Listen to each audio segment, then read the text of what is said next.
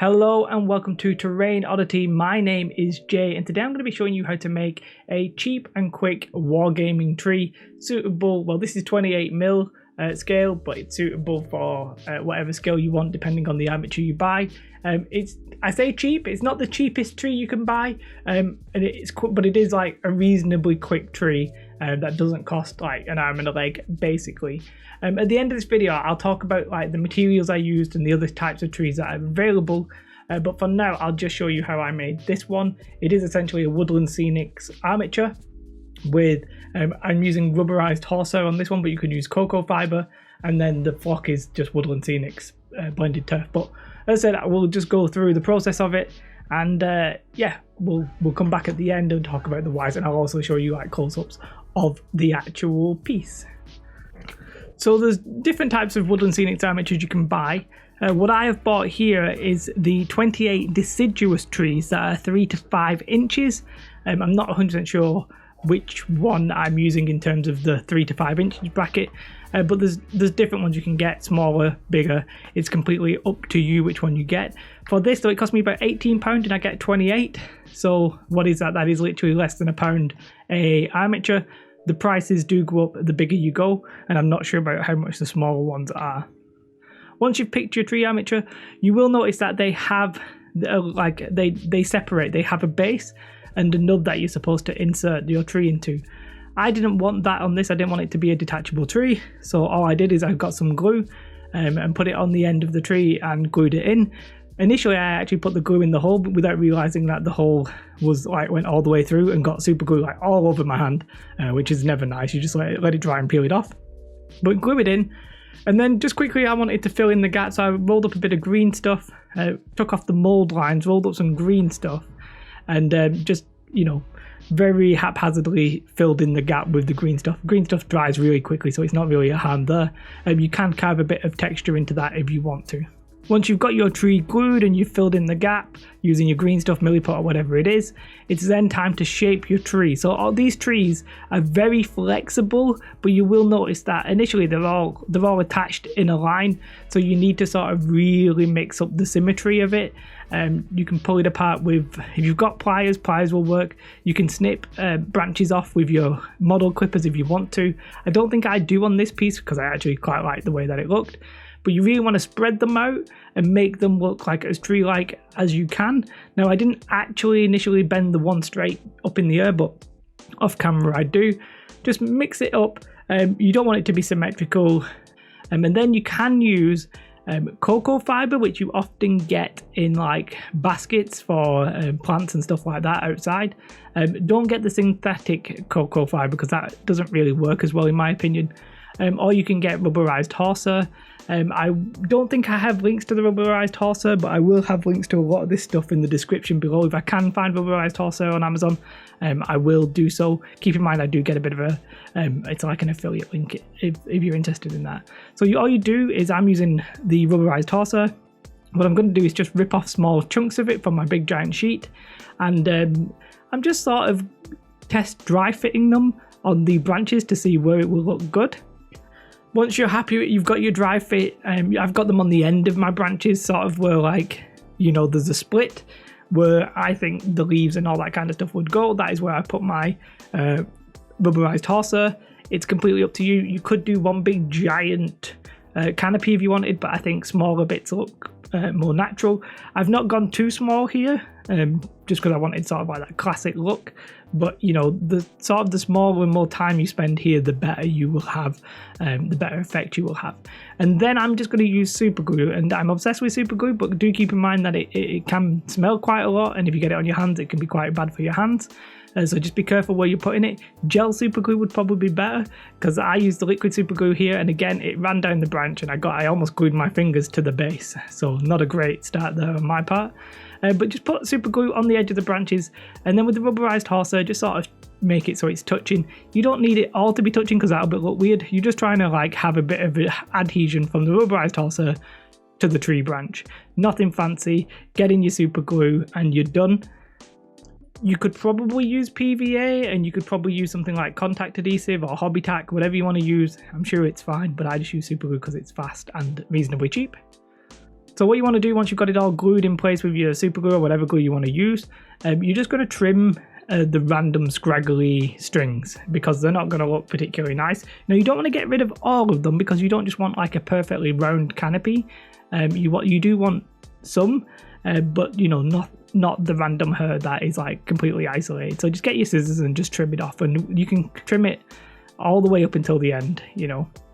Then we're going to spray it brown. Now initially I used like a fur brown from Army Painter, but that was a bit too red, so I then actually switched to the leather brown. Any dark brown here will suffice. It's just, you know, whatever you can get your hands on. I do recommend spraying it brown rather than skipping this step, simply because it like stiffens everything up, because the paint naturally like hardens and it sort of acts as a glue, if that makes sense. And then we're on to the next step, which is simply flocking it. So we're going to spray the canopy where we want the leaves, and then we're going to put some flock over it. Now I'm using blended turf here, the green blend from Woodland Scenics. Link should be in the description as I mentioned earlier.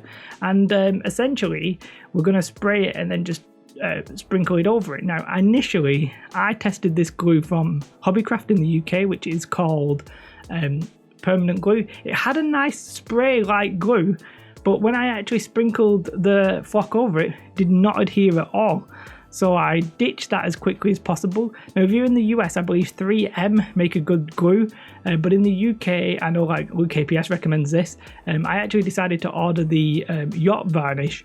Now I do know that there's a blue tack glue that works, but again, I'll talk about that at the end. Anyway, once I failed with my Hobbycraft glue, I simply sprayed the yacht varnish over it and sprinkled my blended turf. I had a little box so that anything that, you know, didn't adhere, I could just re-pick up and sprinkle it over again. And then once you're happy with that, you know, I'm going to put it all away. I'm going to take whatever missed and put it back into my blended turf box. Now you could do different colours. You could do dark weeds at the bottom and then like a yellow on top. Whatever you like, you know, we're not going for like super realistic here. I just wanted to use this one blended turf, but keep in mind, if you've got multiple colours, feel free to use them, weeds and highlights and all that kind of stuff. But blended turf has like dark green and like little yellow bits in it, which I think look nice, and it's very easy and cheap to acquire. So you may, once you've sprayed it with yacht varnish and you're happy with your look, I suggest just trimming it again and then spraying it and putting a few extra bit of the foliage wherever you want it to, because quite frankly it's not going to adhere all the time. Once you're happy with that, let it dry and then give it another whack with the yacht varnish. And I actually at this point would recommend that you get some watered down PVA and spray that on it, just because it's easier now to do it now, I think, because you know you're only going to get what you should get. And also make sure once you've trimmed your branches off, you just want to take a dry brush and get rid of any of the flock that has stuck to the bark, the branches and stuff like that you can see, because quite frankly it looks weird.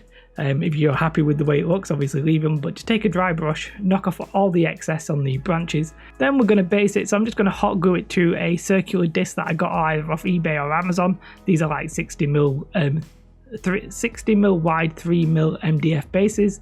I just hot glue it on, bevel the edges, and then we're going to use it just PVA the base and cover it in sand, nothing fancy there. Paint the sand brown, dry brush it a lighter brown, and then we're going to flock it with some, now I actually use static grass here because I would normally use blended turf, but I'd use blended turf on the tree, so I use static grass on the base.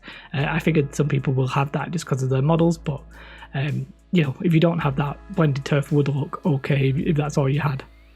So that is literally the end of the tutorial. It's very easy to make these standard looking wargaming trees.